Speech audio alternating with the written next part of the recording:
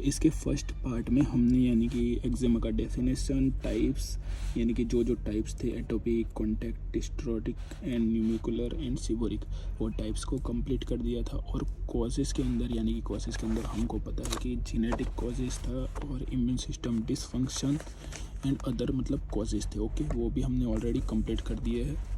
इसके अंदर हमने इतना फर्स्ट पार्ट के अंदर ऑलरेडी कंप्लीट कर दिया था। तो सेकंड पार्ट के अंदर हम साइन एंड सिम्टम्स देखने वाले थे, डायग्नोसिस, इवोल्यूशन और मैनेजमेंट को कंप्लीट करने वाले हैं। Let's start this video. Okay, clinically manifestations के अंदर यानी कि सबसे पहले इचिंग आता है, और इचिंग के अंदर हम बात करते हैं खुजली की। ओके, और ये कंडीशन बहुत ज़्यादा यानी कि धीरे धीरे सीवियर भी हो सकती है। तो इचिंग बहुत ज़्यादा सीवियर भी हो सकती है। और दूसरी कंडीशन की बात करूँ तो रेड इन्फ्लेम्ड स्किन हो जाती है, रेड कलर की स्किन हो जाती है, और वो भी कौन से एरिया के अंदर। ओके, कौन से एरिया के अंदर ये स्किन होती है, तो यानी कि चीक्स के पार्ट पे, arms, behind the knees. Okay, यानी कि घुटनों के पीछे ये रेडनेस आपको शो होती है। और ड्राई स्केली पैचिस, स्किन थिकनेड हो जानी है यानी कि जाड़ी हो जाती है, और क्रैकड ओवर टाइम यानी कि फट जाना, यानी कि विंटर का जब मौसम होता है तभी हमारी स्किन बहुत ज़्यादा फटने को आ जाती है, तो ये कंडीशन उस टाइम पे भी शो हो जाती है। और ब्लिस्टर। ओके, तो ब्लिस्टर यानी कि ज़्यादातर फ्लूइड का कलेक्शन हो जाता है, और मतलब फुल्ला यानी कि गुजराती में उसको तो फुल्ला कहते हैं या फुल्ली कह जाते हैं गुजराती के अंदर, और हिंदी में मतलब क्या कहते हैं मेरे को पता नहीं है। गुजराती में तो यही कहते हैं। और certain types like dyshidrotic eczema. Okay, dyshidrotic eczema condition भी शो हो जाती है। तो इस कंडीशन के अंदर क्या हो जाता है पता है, तुम्हारा हैंड होता है ना, यहाँ पे मेरे को यानी कि खुजली हो रही है, बहुत ज़्यादा खुजली हो रही है, तो मैं बहुत ज़्यादा यानी कि सीवियरली मतलब यहाँ पे खुजलता हूँ, यानी कि बहुत ज़्यादा मैं खुजली करता हूँ, बस उसी रीज़न से ये कंडीशन बहुत ज़्यादा सीवियर हो जाती है। तो ये डिसिड्रोटिक एक्जेमा हो सकती है, यानी कि ये कंडीशन वही हो सकती है। तो आपको किसी रीज़न से हुई है ये कंडीशन। ओके, तो इसका क्या कॉज है वो आपको पता करना पड़ेगा कि ये कॉज क्या है, तो आपको ये सिम्टम्स शो होगा। ओके, और दूसरी बात करूँ तो ओजिंग और क्रस्टिंग, ये दो सिम्टम्स आपको शो हो जाते हैं। यानी कि ओजिंग के अंदर यानी कि ब्लिस्टर फॉर्म हो गया है और वो फट जाता है, यानी कि वो फटने के बाद उसका क्या हो जाता है, मतलब स्त्राव हो जाता है फ्लूइड का। ओके, तो वो फ्लूइड आसपास के जो एरिया के अंदर फैला हुआ है, तो वहाँ पे क्या हो जाता है पता है, मतलब वहाँ पे इस कंडीशन का सीवियर हो जाता है, यानी कि बहुत सारा ये फैल जाता है, और वहाँ पे भी ये कंडीशन अफेक्ट करता है। ये कंडीशन वहाँ पे भी अफेक्ट करता है, यानी कि जितने हिस्से में ये कंडीशन हुआ है तो उस हिस्से के अंदर भी ये बहुत ज़्यादा सीवियर हो जाएगा। और डायग्नोसिस इवोल्यूशन की बात करूँ या डायग्नोसिस फाइंडिंग, इसे आप कुछ भी कह सकते हो। ओके, दोनों कह सकते हो तो भी चलता है। इसका शॉर्ट फॉर्म मैंने यानी कि थंबनेल में लिखा है, यानी कि डायग्नोसिस यानी कि डी करके लिखा है। और अब यानी कि सबसे पहले आप क्या करोगे, तो इसके अंदर आप सबसे पहले करोगे क्लिनिकली एग्जामिनेशन। यानी कि क्लिनिकली एग्जामिनेशन करने से पहले आपको क्या करना पड़ेगा, पेशेंट की यानी कि पोस्ट जो होती है, यानी कि प्रेजेंट, पास्ट, सब हिस्टोरी आपको कलेक्ट करनी पड़ेगी। ओके, और पेशेंट की पूरी हिस्टोरी कलेक्ट करने के बाद आप क्या करोगे, उसका ड्यूरेशन यानी कि किस टाइम पे हुआ है, किस जगह पे हुआ है, यानी कि लोकेशन होता है, तो वो सब आप पूछोगे पेशेंट से। ओके, कि कहाँ पे हुआ था, किस टाइम पे हुआ था, कब हुआ था, और कैसे ये ट्रिगर हुआ, यानी कि कब आपको ये कंडीशन अफेक्ट हुई और बहुत ज़्यादा सीवियर भी हो गई। ओके, और आपको इचिंग स्टार्ट होना कब से स्टार्ट हो गया, वो सब आप इस कंडीशन के अंदर पूछोगे पेशेंट से।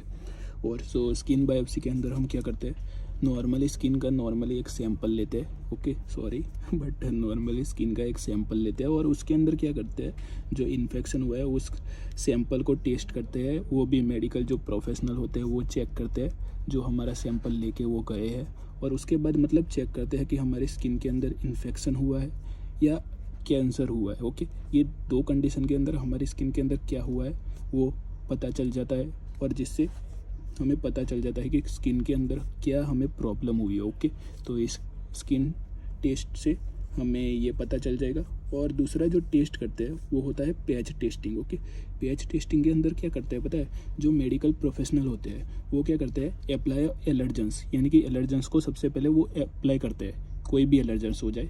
यानी कि इन एग्जांपल आप एलर्जेंस को ले लो, लेटेक्स होता है, फ्रेगनेंसिस होते हैं, यानी कि जो स्प्रे होता है जो आपको एलर्जीज कॉज करता है, और मेडिसिन होती है बहुत ज़्यादा, यानी कि एलर्जी कॉज करती है, या हेयर ड्राइज। ओके, इसमें से आप कुछ भी ले लो इन एग्जांपल, और उसे एलर्जेंस यानी कि हमारी स्किन पे अप्लाई करते हैं, वो भी कितने दिन तक, 2 to 4 डेज़ तक। ओके, और उसके बाद हमारे स्किन के अंदर जो ईचिंग आती है या स्वेलिंग आती है बहुत ज़्यादा, ओके, तो वो चेक करने के बाद हमें पता चल जाता है कि हमारी स्किन की कंडीशन क्या है और किस एलर्जेंस के थ्रू वो ज़्यादा अफेक्ट हो रही है, तो वो हमें पता चल जाता है। तो पैच टेस्टिंग के थ्रू हमें ये पता चल जाता है, और ये मोस्टली बैक के हिस्से के अंदर ट्राई करते हैं। ओके, यानी कि जो हमारा पीछे का जो हिस्सा होता है उस जगह पे, ओके, नॉर्मली ये टेस्ट को ट्राई करते हैं। तो ये हो गया पैच टेस्टिंग। और उसके बाद दूसरा जो टेस्ट है वो है एलर्जी टेस्टिंग, और एलर्जी टेस्टिंग के ही अंदर यानी कि ये दोनों टेस्ट आ जाते हैं। ओके, यानी कि कौन से, स्किन बायोप्सी भी आ जाता है, ओके, पैच टेस्टिंग भी आ जाता है, और ब्लड टेस्ट भी करने को आता है। यानी कि ये सारे एलर्जी टेस्टिंग करने के टेस्ट होते हैं। ओके, और दूसरा यानी कि ब्लड टेस्ट में हमें क्या पता चलेगा कि कितना इन्फेक्शन हुआ है। ओके, तो इन्फेक्शन हुआ है वो ब्लड टेस्ट के अंदर हम इजीली देख सकते हैं। तो ओके, ब्लड टेस्ट के अंदर हमें ये पता चल जाता है। तो ये जो 6 टेस्ट है वो इसके अंदर करने को आते हैं। तो हमारा टेस्ट भी फाइनली यानी कि जो डायग्नोसिस इवोल्यूशन हो गया वो भी ख़त्म हो गया। अब देखते हैं हम मैनेजमेंट। ओके, तो मैनेजमेंट में हम इस ट्रीटमेंट को कैसे मैनेजमेंट करेंगे और क्या क्या अप्लाई करेंगे। ओके, तो वो हम इस कंडीशन के अंदर चेक करेंगे, एक्जिमा के अंदर। तो चलो यार अब मैनेजमेंट देखते हैं। सो मैनेजमेंट के अंदर जनरल मेजर्स। ओके, सबसे पहले तो हम मैनेजमेंट के अंदर क्या करेंगे, मॉइस्चराइज़र का यूज़ करेंगे। मॉइस्चराइज़र यानी कि क्या यूज़ होता है मॉइस्चराइज़र का, तो ये मॉइस्चराइज़र हमें क्या करता है, हाइड्रेट रखता है। यानी कि हमारी स्किन बहुत ज़्यादा ड्राई हो जाती है या मतलब ड्राई हो जाती है, तो उससे यानी कि डिहाइड्रेटेड रखेगा। और दूसरा यानी कि अवॉइड ट्रिगर्स। ओके, हमें ट्रिगर से अवॉइड रहना है, यानी कि दूर रहना है। ओके, यानी कि इरिटेंट्स होते हैं और एलर्जेंस, यानी कि हम दूसरों का जो सोप यूज़ करते हैं या टावल यूज़ करते हैं तो उससे हमें थोड़ा सा यार दूर रह जाना है। और दूसरा जेंटल स्किन केयर। ओके यार, स्किन केयर रूटीन बहुत ज़्यादा फॉलो कोई भी करता नहीं है, बट आप अपना जो सोप होता है वो नॉन इरिटेटिंग सोप यूज़ करो। यानी कि आपकी स्किन कौन से टाइप्स की है उस हिसाब से आप जाओ। ओके, या डॉक्टर की सलाह लेके आप अपनी स्किन टाइप्स के हिसाब से आप अपना यानी कि जो सोप होता है यानी कि नहाने का जो साबु होता है वो आप यूज़ करो। और अवॉइडिंग हॉट वाटर, यानी कि जो गर्म पानी होता है उससे यानी कि बहुत ज़्यादा यानी कि ज़्यादातर टाइम नहाओ मत, यानी कि नहाना नहीं चाहिए, तो इससे भी ट्रिगर हो सकता है। ओके, अब दूसरी बात करते हैं फार्माकोलॉजिकली ट्रीटमेंट्स। ओके, तो हम फार्माकोलॉजिकली ट्रीटमेंट कौन सा करने वाले हैं, तो उसके अंदर सबसे पहले हम टॉपिकली कोर्टिकोस्टेरॉइड ड्रग्स का यूज़ करेंगे। यानी कि इसकी क्रीम्स आती है, ओके, क्रीम्स आती है तो वो हम अप्लाई कर सकते हैं। तो इससे क्या होता है कि रिड्यूस द इन्फ्लामेशन और इन्फेक्शन, जो रिड्यूस इन्फ्लामेशन और इन्फेक्शन तो होता ही है, और ईचिंग जो खुजली होती है बहुत ज़्यादा वो भी रिड्यूस हो जाती है। ओके, तो कोर्टिकोस्टेरॉइड यूज़ करने से आपको ईचिंग कम हो जाएगी। और ये मतलब नॉर्मली आप ओरली भी दे सकते हो और इंजेक्शन के थ्रू भी कोर्टिकोस्टेरॉइड आप दे सकते हो। इसके साइड इफ़ेक्ट बहुत ज़्यादा हो जाते हैं, यानी कि रेडनेस हो जाती है, आपको ईचिंग भी कभी कभी आएगी ज़्यादातर, और ज़्यादातर आपको वाटर इंटेक ज़्यादा करना पड़ेगा। ओके, तो यही इसके अंदर यानी कि आपके जो होठ होते हैं यानी कि जो आपके लिप्स होते हैं वो भी फटेंगे। ओके, ड्राई हो जाएंगे ज़्यादातर टाइम। कभी कभी तो आपको कहेंगे कि यार आप नॉर्मली क्या मॉइस्चराइज़र या कुछ भी, लिप्स पे तो हम बाम यूज़ करते हैं तो बाम यूज़ करने को भी बोलेंगे। तो ये है। और दूसरा यानी कि टॉपिकल कैल्सिन्यूरिन इनहिबिटर्स। ओके, ये दूसरे होते हैं और ये भी यही वर्क करते हैं मोस्टली। ये यानी कि जो सेंसिटिव लॉन्ग टर्म यूज़ के लिए ये यूज़ करने को आते हैं। तो इसके अंदर 2 है, ट्रैक्टोलिमस एंड पिमेक्रोलिमस। ओके, ये 2 यूज़ करते हैं। और oral antihistamine. Okay, oral antihistamine हम यूज़ कर सकते हैं, जिससे हमारी जो ईचिंग यानी कि खुजली होती है बहुत ज़्यादा उसको कंट्रोल में ला सकते हैं। स्पेशली यानी कि नाइट में, यानी कि नाइट में तुम्हें बहुत ज़्यादा नींद आ रही है बट ये खुजली यानी कि तुम्हें बहुत ज़्यादा परेशान कर रही है, तो आप यानी कि ओरल एंटीहिस्टामाइन यूज़ करके आप अपने नींद को कम्प्लीटली कर सकते हो, क्योंकि बहुत ज़्यादा ये इचिंग सीवियर होती है। ओके, और दूसरी यानी कि सिस्टेमेटिक कोर्टिकोस्टेरॉइड यूज़ कर सकते हो, यानी कि severe flare ups used and sparingly due to side effect. Okay, तो इससे बहुत ज़्यादा साइड इफ़ेक्ट तो होते हैं, बट ये यानी कि टॉपिकली कोर्टिकोस्टेरॉइड से ये सिस्टेमेटिक कोर्टिकोस्टेरॉइड अच्छी रहती है, ओके, ऑब्वियसली। बट ये सीवियर में दे दिया जाता है, ओके, बहुत ज़्यादा सीवियर होती है तो लॉन्ग ड्यूरेशन टाइम के लिए ये आपको देते हैं, ओके। तो इतनी थी आपकी फार्माकोलॉजिकली ट्रीटमेंट। और हाँ, एक बाकी रह गई है अभी, और वो क्या होती है पता है? जो लास्ट में जो बाकी रह गए वो होती है एंटीबायोटिक, यानी कि सेकेंडरी बैक्टीरियल इन्फेक्शन को रिड्यूस कर सकती है, और ये मोस्टली आपको दी जाती है, ओके। एंटीबायोटिक का आपको जो क्रीम्स होती है वो अप्लाई करने को कहते हैं, या टैबलेट्स प्रोवाइड करते हैं, ओके। आप ओरली भी ले सकते हो और IM भी आपको इंजेक्शन के थ्रू भी ये दे सकते हो, ओके। और लाइफस्टाइल एंड होम रेमेडीज़ को आपको क्या करना चाहिए जिससे आप मतलब ये कंडीशन है, एक्जिमा है, या इसको ट्रीट कर सको घर के, यानी कि घरेलू उपचार क्या करेंगे? तो इसके अंदर आप बाथिंग ले सकते हो, ओके। और ह्यूमिडिफायर के अंदर आप मतलब जो एयर होती है वो लोगे तो आपका जो एलर्जी हुई है वो रिड्यूस हो सकती है। Wait drop therapy, okay.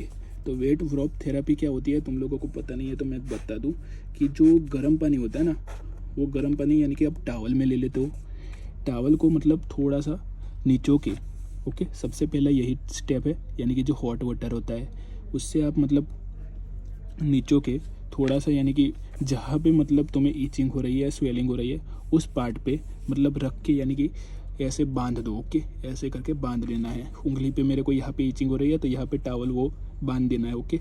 मतलब वो बाहर भी नहीं जाना चाहिए, वो कम्प्लीटली ढक जाना चाहिए, ओके। और ऐसे मतलब वेट ड्रॉप थेरेपी के अंदर आप करते हो, और इससे मतलब क्या हो जाती है पता है? आपका जो स्वेलिंग या कुछ भी हुआ है वो मतलब 1 नाइट के अंदर, ओके। इसका टाइम ज़्यादा लगता है तो आप मोस्टली नाइट के अंदर ये सब करके, ओके, इसको कम्प्लीटली पैक करके आप सो जाओ, ओके। यानी कि कम्प्लीटली बांध के सो जाओ तो आपको ये कंडीशन ठीक हो जाती है, ओके। यानी कि ज़्यादातर केसेस में ये ठीक भी हो जाती है, सीवियर नहीं हो तो, ओके। एक्यूट हो तो आपको कोई भी टेंशन नहीं है। ज़्यादातर यानी कि नॉर्मली खुजली हो रही है तो आप इसको अप्लाई कर सकते हो। और एडवांस थेरेपी के अंदर बायोलॉजिक्स, ओके। बायोलॉजिक्स यानी कि ये ड्रग्स है जो आप लोगे। ये नर्सिंग यानी कि जो मेडिकल प्रोफेशनल होते हैं वो आपको कहते हैं कि भाई ये ड्रग्स लो, तो मोस्टली ये यूज़ करते हैं। और फोटोथेरेपी के अंदर भी जो मेडिकल सुपरविज़न होता है, यानी कि मेडिकल सुपरविज़न आपको UV लाइट्स थ्रू आपका जो भी इन्फ्लामेशन हुआ है, ओके, और जो आपको ईचिंग हो रही है उस कंडीशन के अंदर आपको ये सीवियर एक्जिमा हो गया है ऑलरेडी, तो UV लाइट्स के थ्रू आपका जो इन्फ्लामेशन है उसको ये रिड्यूस करता है UV लाइट्स थ्रू, ओके। और ये मेडिकल सुपरविज़न के थ्रू ही हो सकता है, ओके। तो ये रहे सब, यानी कि मैनेजमेंट, क्लिनिकल मैनिफेस्टेशन और डायग्नोसिस इवोल्यूशन, तो मैंने पूरा डिस्कस कर दिया है ऑलरेडी। तो आज हमारा वीडियो यहाँ पे मैं एंड करता हूँ। सो नेक्स्ट वीडियो आपको कौन से टॉपिक पे चाहिए वो मेरे को कमेंट कर देना। तो जल्दी ही मिलता है गाइस नेक्स्ट वीडियो में। तो bye bye and take care, okay.